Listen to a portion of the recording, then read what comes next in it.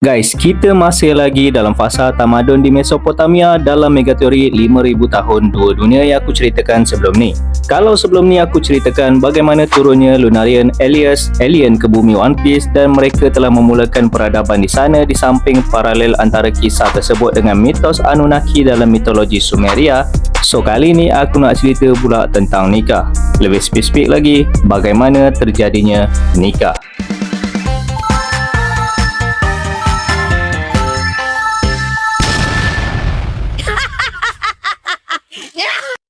Sebelum ni aku juga ada cakap nikah berkemungkinan adalah berasal dari Lunarian yang tiada sayap. Macam biasa link videonya akan aku pin dekat komen.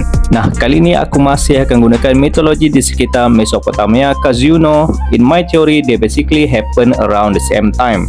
Jadi, untuk mengaitkan dengan teori terciptanya nikah, kita akan membongkar kisah berdasarkan kisah epik tertua di dunia. Kisah epik Gilgamesh. Gilgamesh asalnya adalah manusia setengah dewa setengah manusia yang merupakan raja di bandar negeri Uruk, salah sebuah bandar dalam tamadun Sumeria kuno. Oleh kerana dilahirkan separa dewa, Gilgamesh mempunyai kekuatan yang luar biasa berbanding manusia normal. Namun begitu, Gilgamesh sebaliknya merupakan seorang penguasa yang angkuh, kejam, ganas dan suka menindas rakyatnya. Oleh kerana itu, dewa telah mencipta satu entiti yang mempunyai sifat pertentangan tapi dengan kekuatan yang setara dan seimbang dengan Gilgamesh, Enkidu, dengan tujuan untuk menghentikan Gilgamesh.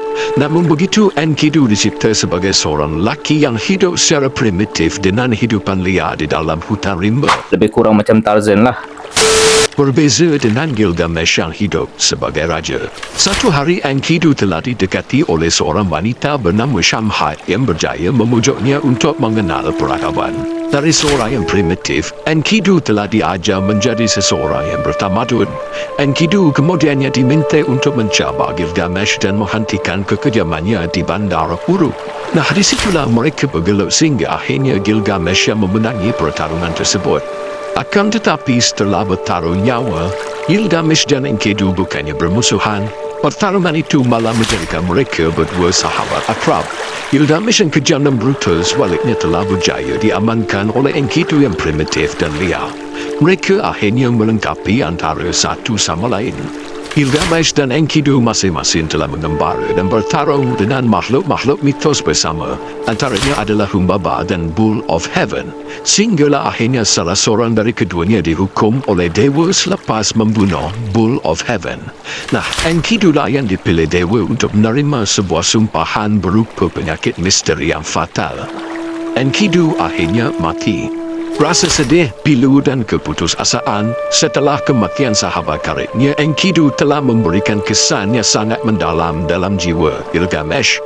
Gilgamesh menjadi takut akan kematian dan obses untuk mencari keabadian untuk mengelakkan dirinya berakhir seperti rakannya Enkidu. Makanya Gilgamesh telah mengambil keputusan untuk berkelana dalam pengembaraan mencari rahsia kehidupan abadi. Gilgamesh berhasrat untuk mencari seseorang yang bernama Utnapishtim, seorang tua yang dikatakan adalah satu-satunya manusia yang terselamat dari bencana banjir besar yang kemudiannya diberikan keabadian. Yap, banjir besar juga berlaku dalam mitologi Sumeria. In fact, hampir setiap mitologi dalam tamadun-tamadun di dunia dulu mempunyai kisah tentang banjir besar. Timur ke barat, selatan ke utara. Telah diterukai Gilgamesh hingga akhirnya dia berjaya berjumpa dengan Utnapishtim setelah melalui tempat yang digelar Land of Night atau Tanah Malam dan Waters of Death atau perairan kematian. Melihat Gilgamesh yang kepenatan, Utnapishtim mengarahkan Gilgamesh untuk berjaga tanpa tidur selama 6 hari dan 6 malam untuk mendapatkan keabadian. Sebagai ujian untuk Gilgamesh jika tidak mempunyai kekuatan untuk tidur seminggu, bagaimana pula angannya untuk hidup sepanjang masa boleh tercapai. Gilgamesh ternyata gagal dalam ujian tersebut.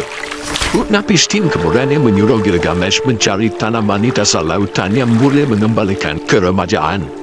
Gilgamesh berjaya mendapatkan tanaman tersebut, namun dalam perjalanannya pulang balik ke Uruk, tumbuhan tersebut telah dicuri dan dimakan seekor ular semasa Gilgamesh meletakkannya di atas batu semasa sedang mandi untuk menghilangkan kepenatannya.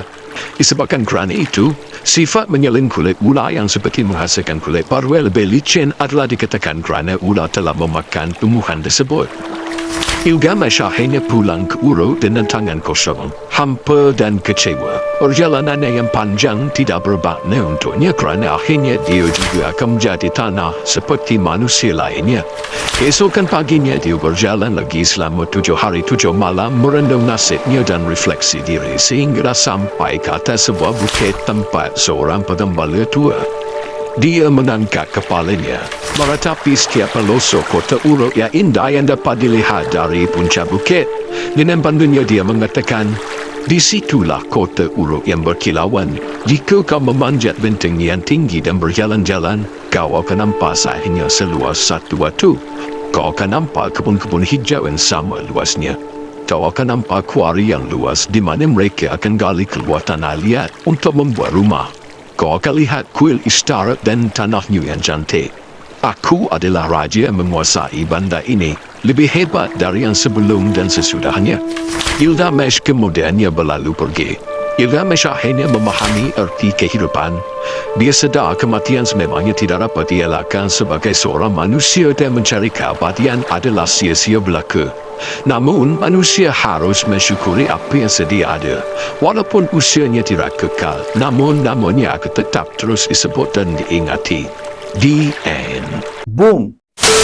Jom, bangun jom. Nah, melalui kisah tersebut, barulah kita kembali ke teori asal kita. It's theory time. Gilgamesh adalah seorang sosok raja pada zaman tamadun Sumeria yang aku akan relate dengan salah satu karakter One Piece. Bukan Nika, tapi guess what? Imu. Atas beberapa alasan. Gilgamesh asalnya seorang penguasa yang bersikap kejam, ganas, jahat dan suka menindas rakyatnya. Yes, perwatakan yang hampir sama dengan Imu sendiri. Sebaliknya, Enkidu yang mempunyai sifat yang bertentangan dengan Gilgamesh pula adalah tidak lain dan tidak bukan Nika. Enkidu adalah seorang yang tinggal di alam liar dan tidak bertamadun. Yes, perwatakan yang hampir sama dengan Nika. Walaupun belum ditunjukkan, kemungkinan perwatakan Nika juga adalah seperti Luffy kerana Nika dikatakan memberikan senyuman dan ketawa kepada mereka-mereka yang diselamatkannya. Dan based on silhouette Nika alone, dia dilihat seperti Luffy yang disifatkan sebagai monyet dengan gerak-geri dan bentuk tubuhnya. Nah, apa akan jadi kalau kita tukarkan kedua karakter dalam epic Gilgamesh tadi kepada Imu dan Nika? Kita akan dapat sebuah kisah menarik yang mungkin actually berlaku kepada Nika dan Imu. Imu pada asalnya adalah raja menguasai bumi One Piece dengan kejam sehinggalah Nika, entiti dengan sifat yang bertentangan dengan Imu dicipta. Nika mencabar Imu dalam pertarungan tapi kalah, akan tetapi mereka kemudiannya menjadi kawan baik dan menyimbangi sifat masing-masing. Mereka mengembara bersama-sama sehinggalah atas suatu sebab Nika mati. Takut akan perkara yang menimpa Nika akan berhujung menimpa dirinya juga, Imu mencari cara untuk hidup abadi. Nah, di sinilah twist dalam kisah ni berlaku. What if Imu tidak seperti Gilgamesh telah berjaya mendapatkan dan juga memakan tumbuhan keabadian? Disebabkan itu, berbeza dengan pendirian Gilgamesh yang akhirnya bertaubat lepas dia sedari hidupnya singkat, Imu sebaliknya kembali kepada dirinya yang asal kerana ketiadaan Nika untuk mengawalnya dan dia telah memperoleh keabadian. Nah, disebabkan itu, kerajaan kuno cuba cipta semula Nika dalam bentuk Joy Boy untuk memujuk kembali Imu dengan menghantarkan sake sebagai tanda persahabatan kepadanya. Ya, Bing Sake adalah lagu yang dinyanyikan Joy Boy bersama krunya untuk dihantarkan kepada Imu kerana sake selalunya dilambangkan sebagai medium untuk persahabatan antara karakter. Namun bagaimana pula terjadinya Imu dan Nika? Imu dan Nika boleh dilihat sebagai dua entiti yang bertentangan. Kalau Nika adalah sosok yang serba putih seperti Gear 5 Luffy, Imu pula sering diperlihatkan sebagai satu sosok yang serba hitam dengan hanya menampakkan mata yang kemerahan. Kalau Nika sentiasa ceria dengan gelak tawanya, Imu pula sentiasa menunjukkan emosi marah seperti yang dilihat melalui tindakannya kepada Cobra dan Lulusia. Nah, basically ilmu dan nikah boleh disifatkan sebagai yin dan yang. Yin yang adalah sebuah konsep yang berasal dari filosofi Cina yang membawa maksud dua perkara yang bertentangan namun saling berkaitan, melengkapi satu sama lain dalam kitaran kekal. Bukan hanya dalam filosofi Cina, kebanyakan teologi dalam dunia juga menceritakan tentang dua sisi yang sentiasa bertentangan dan saling berperang antara satu sama lain yang akan kita bahas dalam teori lain.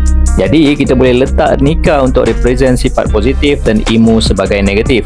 Ilmu dan nikah boleh jadi dua entiti yang terhasil daripada satu individu yang dipecahkan kepada dua aspek atau bahkan mereka adalah dua entiti yang berlainan sama sekali. Ingat tak bagaimana smile dicipta? Caesar clown memerlukan bahan set untuk menghasilkan buah smile. Walaupun tidak sesempurna Zoan, smile yang dihasilkan Caesar dapat menghasilkan kesan yang hampir sama dengan buah Zoan asli di mana penggunanya mampu menggunakan kelebihan daripada haiwan yang bergabung dengannya. Jadi ada kemungkinan langkah-langkah yang digunakan Caesar tidak salah, at least tidak salah sepenuhnya. Menariknya kenapa Gear 5 Luffy sentiasa membuatkan Luffy menjadi geli hati dan mudah tertawa, sama dengan buah smile yang gagal. Nah, what if Devil Fruit asal juga dicipta dengan cara yang hampir sama? Dari dua daya yang bertentangan sama dengan set dan smile yang merupakan dua perasaan yang bertentangan. Ilmu yang mewakili set dan nikah yang mewakili smile yang aku katakan tadi mewakili sifat positif dan negatif telah membentuk keseimbangan dan diserap sebagai nutrien oleh sebatang pohon.